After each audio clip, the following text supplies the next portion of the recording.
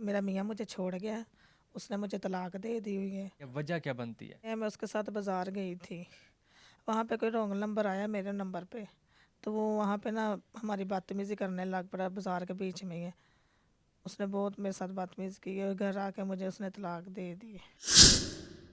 अस्सलाम वालेकुम, आप पॉजिटिव पाकिस्तान देख रहे हैं। मुझे रिहान यूसुफ कहते हैं। तमाम तारीफ़ें उस ज़ात पाक के लिए जो हमारी शारक से भी करीब है और हमारी हर आने जाने वाली सांस के बीच में होने वाली मामूली सी जुम्बिश को भी बाखूबी जानता है।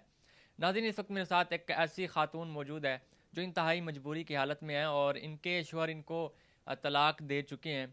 इस वक्त ये अपनी बच्ची के साथ ज़िंदगी बसर कर रही हैं। ज़िंदगी कैसे गुजर रही है, शौहर ने तलाक दे दी है और अब इनके हालात कैसे हैं, इनसे जानते हैं। अस्सलाम वालेकुम, वालेकुम सलाम। कैसी हैं आप? ठीक हूँ। अच्छा, मुझे बताइएगा क्या मजबूरी बनती है, क्यों आज आप कैमरे के सामने आई?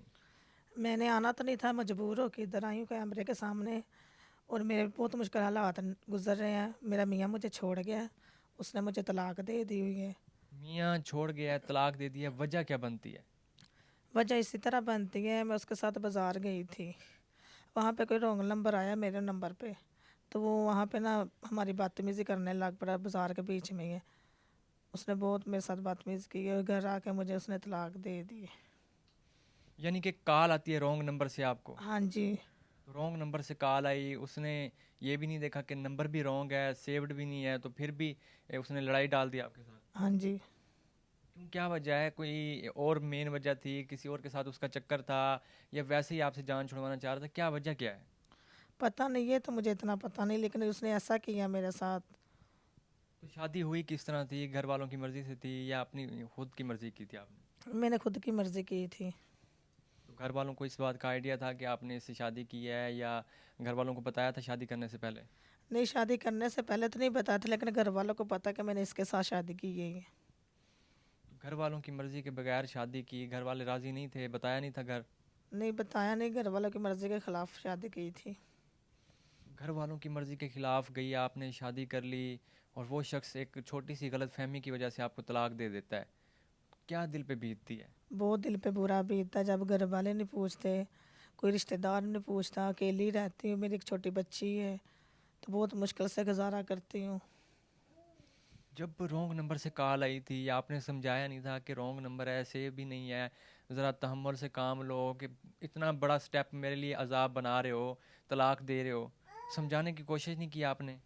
मैंने बहुत समझाया था, मैंने उसको कहा था मेरा कोई आगे ना कोई पीछे है, मैं तो अकेली रह गई, मुझे कौन संभालेगा। उसने कहा तुम रॉन्ग नंबर आया तो तुम आया तो आया कि मैंने उसको कहा पूछ लो, ये मेरा कुछ नहीं लगता, इसके साथ मेरा कोई रिश्ता नाता नहीं है। फिर भी उसने ऐसी हरकत की है, कुछ वो अपनी अम्मी के पीछे भी लग गया था। किस तरह उसकी, वो अपनी अम्मी के पीछे किस तरह लग गया था? उसकी वालदा उसको कहती थी? उसकी अम्मी मुझे अच्छा नहीं था समझती, उसको पता था इसने मर्जी के खिलाफ शादी की है, इस वजह से वो मेरे बरखिलाफ तो शुरू से थी।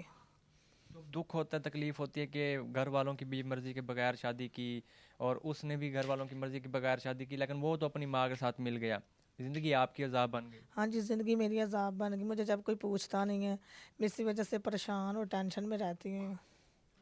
देख लें नाज़रीन, किस तरह गलत फहमी इंसान को कहाँ से कहाँ पे ला के खड़ा करती है।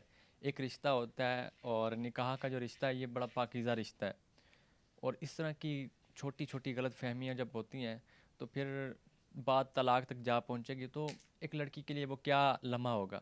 मतलब वो लड़की जो अपने घर वालों की मर्ज़ी के बगैर एक शख्स को पसंद करती है, उससे शादी करती है, लेकिन कल को वही गलत फहमी की वजह से तलाक दे देता है। ये उन लड़कियों के लिए मैसेज भी है जो लड़कियां घर से भाग कर शादी करती हैं, लड़कों के कहने पर लग जाती हैं और वालिदैन की मर्ज़ी के बगैर शादी करती हैं। आप भी इस चीज़ को समझें और तहम्मुल से काम लें, वालिदैन की मर्ज़ी करें, और उनकी वो जहाँ पे भी आपकी शादी करें वहाँ पे आप शादी करें। अब वो शख्स आपको तलाक दे चुका है, बच्चे कितने हैं उस शोहर में से? एक बेटी है। एक बेटी है, कितने साल की है? 5 साल की। 5 साल की बेटी है। अब रह कहाँ पे रहे हैं आप लोग, और बेटी स्कूल भी जाती है, नहीं जाती? स्कूल बहुत मुश्किल से उसको मैंने डाला था, फिलहाल जब उसने मुझे छोड़ा था फिर मैंने किराए पे घर लिया, बहुत टेंशनें देखी हैं, फिलहाल मैंने उसके बहुत तरले की, मिन्नतें की, मुझे ना छोड़ो, मैं कहीं की नहीं रही, मेरा ना कोई आगे ना कोई पीछे, उसने फिर भी मुझे छोड़ दिया। शादी के बाद उसने आपको अपने घर में रखा था? मैं उसके घर में रही थी। अब उसने छोड़ दिया, घर किराए का लिया हुआ है और बेटी साथ रखी हुई है, कैसे सरवाइव कर रही हैं? कहाँ से कमाती हैं, कहाँ से लाती हैं, कहाँ से किराया देती हैं?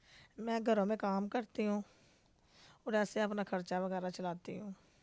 घरों में काम करती हैं, वो कितना किराया, वो कितना खर्चा दे देते हैं आपको कि आप किराया पूरा कर सकती हैं? वो महीने का ही देती हैं, वो रोज़ाना नहीं हमें देती। महीने का कितना देते हैं मसलन? यही कि 1000 2000 में कर लिया काम, इसी तरह गुजारा होता है। महीने का 1000 दो हज़ार आप कह रही वो हैं। 3 4 घर करते हैं ना। 3 4 घर भी अगर देखा जाए तो कम से कम एक घर में आप करती हैं, आप तो महीना मेरा पूरा 30 किराया, दिन करती हैं। उनका हक नहीं बनता कि वो आपको 15,000 दें, 20,000 दें? तो वो कहती है हम देते ही इतना है, जब भी हमारे घर में कोई काम करते हैं हम उनको भी इतना ही देते हैं, तो आपको भी इतना ही देंगे। तो वो 3 4 घरों में काम करती हैं, मतलब बता रही हैं आप 1000 2 हज़ार देते हैं, और टोटल मिला के 7 8 हज़ार बनता है, 10,000 आप घर का किराया देती हैं, तो कैसे मैनेज कर रही हैं घर को? बहुत मुश्किल से कर रहे हैं, कैसे बताएं आपको। अब शोहर तलाक दे चुका है, अकेली रह रही हैं, घर में काम करती हैं दूसरों के घरों में, थोड़े बहुते पैसे देते हैं, बच्ची भी है उसको भी नहीं पढ़ा रही, दुख नहीं होता, तकलीफ नहीं होती? बहुत दुख होता है, बहुत तकलीफ होती है, क्या बताएं आपको। इसी तरह घर का निज़ाम चला रहे हैं। इसी वजह से मैं मजबूर होकर कैमरे के सामने आई हूँ कि मेरी कोई हेल्प की जाए, मेरी कोई मदद करें। बच्ची भूखी सोती है तो मैं भी भूखी सो जाती हूँ। हम 2 2 दिन हम खाते ही नहीं, ऐसे हम गुजारा करते हैं। बहुत ही मुश्किल ज़्यादा हो रही है, क्या बताएं आपको। कोई भी नहीं मदद करता है, किसी को भी कहें तो वो यही कहते हैं कि तुम तो कमाती हो, मैं कितना को कमा लेती हूँ, मेरे घर में खुद इतनी मजबूरियाँ आई हुई हैं। बच्ची भी भूखी सो जाती है, 6 साल की बच्ची है। हाँ जी, मैं उनको पढ़ा भी नहीं सक रही। एक माँ होते हुए दिल पे क्या बीतती है जब वो बच्ची भूखी सो जाती है? बहुत बुरा बीतता है। माँ तो माँ ही होती है ना, आप भी अच्छी तरह जानते हैं कि माँ बर्दाश्त कर सकती है अपने बच्चों को कि बच्चे भूखे सो जाए। सही बात है नाजरीन। ये एक माँ ही दर्द समझ सकती है कि किस तरह वो अगर अपने बच्चों को भूखा सुला रही है तो उसने दिल पे किस तरह पत्थर बांधा हुआ है, वो किस तकलीफ से गुजर रही है। हम इस चीज़ को जज नहीं कर सकते, लेकिन ये बेहतर एक माँ जानती है। इनके शोहर ने भी इनको तलाक दे दिया है। अब ये अकेली एक अपनी 5 साल की बच्ची के साथ किराए के मकान में रहती हैं। वीडियो बनाने का मकसद कि आप इनकी भरपूर मदद करें और इनको मुकम्मल तौर पर सपोर्ट किया जाए। आप कोई काम कर सकती हैं, अगर कोई भाई काम करवा के दे आपको तो किस तरह का काम कर सकती हैं आप? कर सकती हूँ काम, कोई भी मिल जाए मुझे काम। कोई काम सीखा हुआ है आपने? हाँ जी, पार्लर का काम सीखा हुआ है।